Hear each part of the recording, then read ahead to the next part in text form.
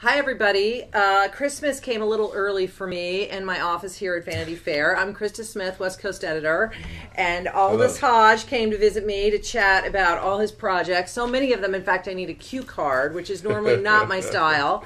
But it's great to have you here. I feel like I first met you in Sundance, yeah. I think for Underground, and I was like, why don't I know you? And I made your mom come in, and then there's another brother somewhere, and Yeah, he's working his butt off too, so happy about that. I just saw his billboard actually down on Wall Street. What's fun? He has a show called Sick, which is coming on History Channel, so very happy about it. Oh, excellent. All right, so you, obviously, Underground, it got picked up, second season. That's going to come out in March, I think. All right. I believe our date is, I feel, March 8th. Mm-hmm. Yeah. Which is great. I mean, I love that show. Thank you. John Legend and producer Journey Smollett Bell, one of my favorites. She's awesome. It's great. And then this Christmas is Hidden Figures. Hidden Figures. Okay. Now, I saw this movie. I loved it. I was like clapping, stomping my feet. Like, it's just so infectious. Everyone is great. It truly is an ensemble cast. Yeah. Everyone in it is fantastic. And you get to work with Janelle Monáe. So tell me everything. Tell me about your character. Tell me about working with her. So my character is Levi Jackson, real life man. He was Mary Jackson's husband. They actually met working at NASA together. They both worked there. They met in the wind tunnels where she works. So it was, really romantic and serendipitous and all this. But really quite a lovely man. I did not have the chance to meet him, but I was able to meet his family. In us, working together to figure out the relationship on screen, the thing that I loved about it was the fact that it showed real strength in an American household, in a household for a black family. A man fighting for his family back in the 60s in this rough time, and fighting to stand, in support of his woman when she wants to go out and do her thing. So he was quite unconventional in that way. He was a Renaissance man, especially at that time for any person, regardless of color, like for a woman to go out and say, no, I'm going to do this. I'm going to get my degree. I'm working here. I'm working in NASA. I'm not staying at home. It was a rough time for women back then.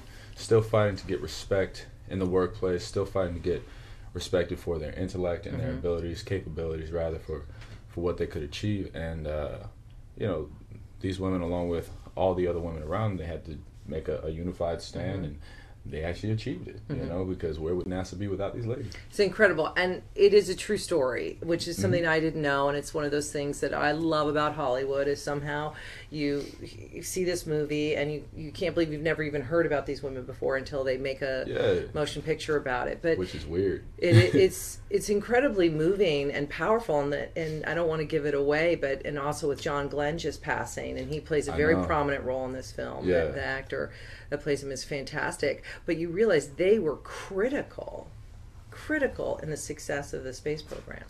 Yeah, and that's something that I think I'm happy is coming out now. I don't think there are real mistakes in time, because right now, for this generation, there are a lot of younger girls that need to see a representation of value outside of what they look like, value outside of what someone else's perception of them is.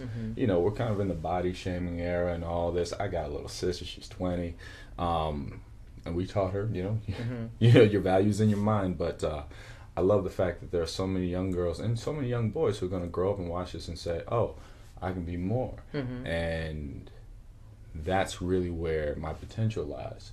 What can I create? How can I use my mind to better everybody else around me? Now I met your mother. She's a very strong woman, which is very exciting. Moms, I'm Krista Smith with Vanity Fair, and I'm talking to Aldis Hodge about his many projects, one of which is Hidden Figures, which is coming out at Christmas.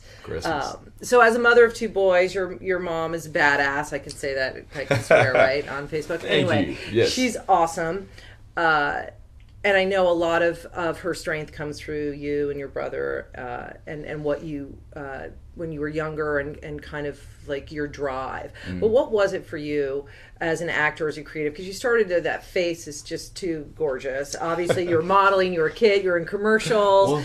People were like, but what was Aldis's moment for you when you were like, wow, I have to act, I have to enter this crazy life of an artist?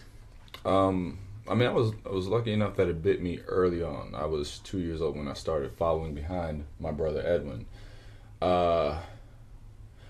Honestly, I think the moment came for me when I was like 12 years old, and I was on a show at the time, and then I got fired.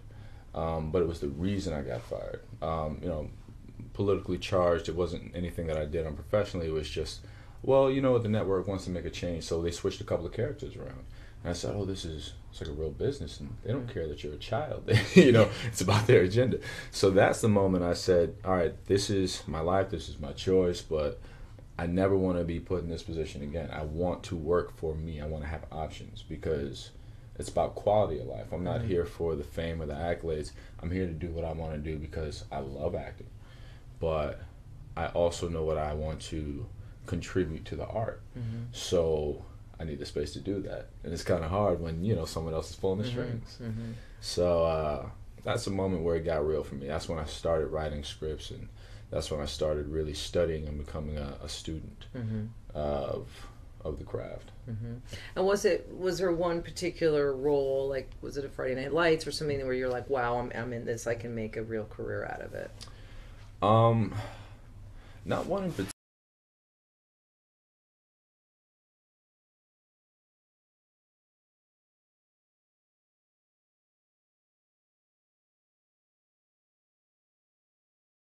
Tom Cruise feels that way. I mean, he's Tom Cruise, and he's the biggest movie star in the world, but I feel like it's the condition of an artist. Like, you're always thinking, what's next? What am I going to do next? Like, you're never, it's not, satisfied isn't the right word, because I think you're satisfied when you do a great part of the movie, like Hidden Figures is a great film. It all came together beautifully. But it's just that, like, what's next? Process. Well, a part of it is understanding where you're at and how to use it. Like, Hidden Figures is a fantastic platform. I'm truly lucky to have been a part of something like this. So now I feel as an artist, my responsibility is to take what this has granted me and use it for whatever's next, and not waste the grace given to me by being a part of this film, you know. And oddly enough, I did have the good fortune of being able to talk to Tom Cruise about this specific mentality. I was like, brother, how do you do it? Because we were talking about this on Reacher. I said, you know, he was in Jack Reacher. Just Jack for Reacher, those, Never Go Back. Right. I said, how do you, like, is there something wrong with the way that I see things? He's like, man, I'm working on 8 projects at one time. You know, he goes from movie to movie to movie, and he just has a love for it, a passion for it. But we talked about just maintaining a healthy mind state through it all. And really, where do you place your value? I know I do this for me, for the love, but I also do it for my family. And do it to get to a position where I can help create opportunities for other people. That's my goal. So my only real obligation to myself is, while I'm in it, maintain happiness and maintain being grateful for it all. But yeah, I don't think Tom is slowing down anytime soon. No, he that brother, going. Work at the work. He's incredible. He gave me good advice. Well, if you're just joining us, I'm Krista Smith with Vanity Fair, and I am here with Aldis Hodge, and we are talking about all kinds of things. Yes. So thank you for joining. Thank you. Your brother, did you guys ever go up for the same parts? We used to a lot. Now, not so much. But, I mean, I can't tell you, that boy's on Sleepy Hollow. He's on Secrets and Lies. He has 6 coming out. He's doing his own thing. But we've kind of been on different paths for the last couple of years. But it's great because, you know, we're definitely definitively different types of actors. But we're just really waiting for the chance to get to work together again. Whether it's on a project that we write together, or, you know, whether he's on my show or I'm on his. But yeah, we used to go out against each other a lot as kids, but Mom always taught us there's no real idea of competition. We don't bring competition in the house. If one of us gets it, we all get it. And what's for you is for you. You know, you just got to trust what the process is. And if you don't get it, that's just because there's something else out there that you're supposed to be focusing on. So reassert your focus and go get that, you know. But whenever my brother gets something, I'm like, yo, let's get it. You know, because if it ain't me, it better be him. Yeah. You know? I know it's hard. It's so hard as an actor to be positive all the time, because you can put all this effort into a movie or a series and it doesn't go, or people don't respond the way you think they're going to respond. And keeping that focus, I always feel like it's like what you're talking about, Tom Cruise. It's like he's kind of an outlier. He's his own unicorn, but it is about just like keeping that momentum and keeping that positivity. Yeah, I mean, in my experience working with Tom, I realized that he enjoys everybody around him to feel good and do well. You know, I think he really exhibits the idea of being a true leader on the set, and I learned a few things from him in that way. And when it comes to what this business is, I think an actor's main priority is just to keep a healthy mind state, because let's just be honest, we're in a business where you are opening yourself up to ridicule and judgment. You know, people just picking at you.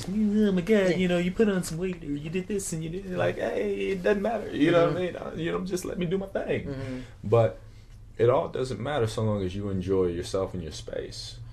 And you have to find that thing, whatever it is, where you can escape a little bit. And then also when you get back to it, you love it enough to continue to produce the best work possible. That means you have to be happy in it. But you have to be mentally healthy for that. And a lot of it comes in blocking out, you know, the unnecessary. Don't feed into the comments and none of that. It's not, that's not what you're here for. All right, well, let's talk about possibly the other stuff. What's going on here? I know you design a lot of stuff. I'm about ready to rip that off your necklace. It's gorgeous. Did you design this?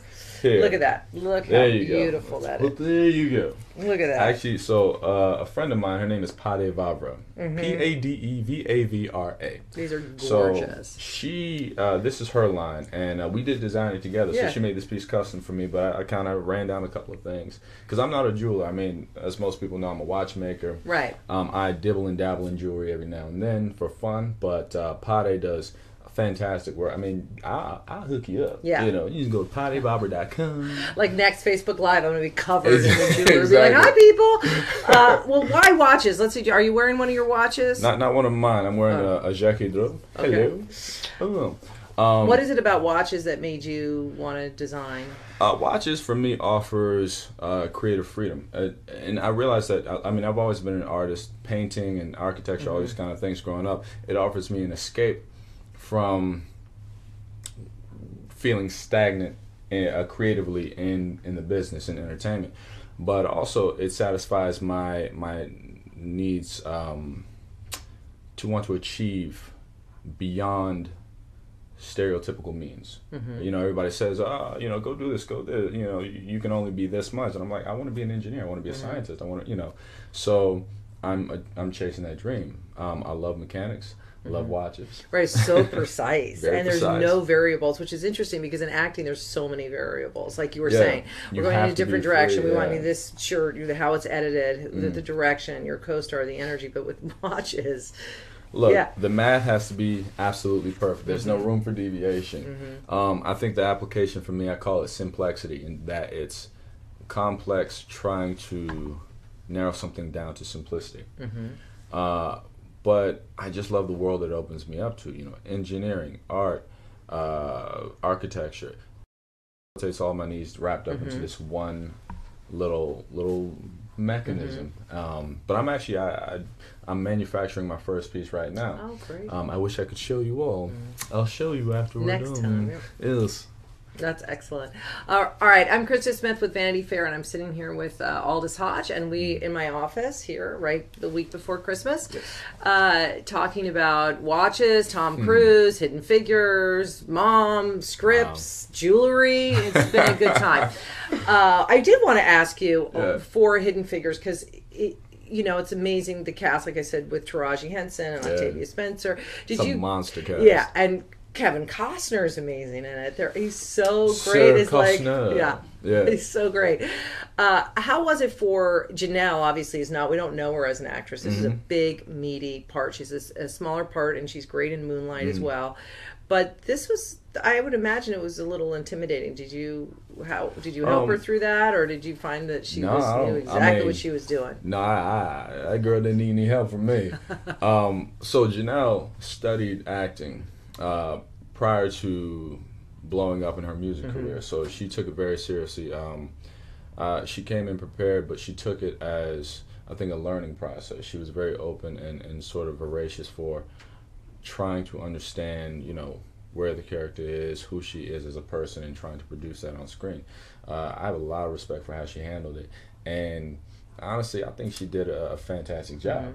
I think a lot of people are going to be surprised, but she's a performer through and through. And she knew what she was there for. She did not phone this one in. You know, the girl came ready. So I was really impressed with her tactic and her approach. And then working with her, it was just fun because it wasn't like she was fearless with how she came to set and how she approached this character, and she knew what to put into it. And you know, we didn't have to force it. So I was really surprised. I was pleasantly surprised. And did you get to, because there is like 3 stories, and all the girls obviously are together in a lot of the movies, and the men aren't as much. They kind of have their sections. Did you get to see any of the other ladies on the set where everyone hanging out? Yeah. I remember that scene, the church scene, the picnic scene. We were all just there, and it's just really those 3 together. It's great. It's just nothing but laughs and jokes all day. Octavia, that girl is funny. Her, Taraji, and Janelle together, it's like, you can obviously see it on screen because what they have in real life is exactly what they put into their characters, you know, that relationship there. But I remember the first day that I saw Octavia, first time we worked together, I was 14 years old. Oh, really? So I walked into the makeup trail. I'm like, hey, Octavia, how you doing? She's like, hey, Aldis. I was like, what's up? She's like, I remember you from when you was this high. We did it. You know, we did a show called City of Angels. Yeah, a lot of people on that show actually. Her, Viola Davis, Gabrielle Union, Maya Rudolph. That had a stacked cast. Wow. You know, and I don't think anybody's doing too bad. Yeah, right now. That's a pretty good list of them too, right? Yeah, but it was just really, it was a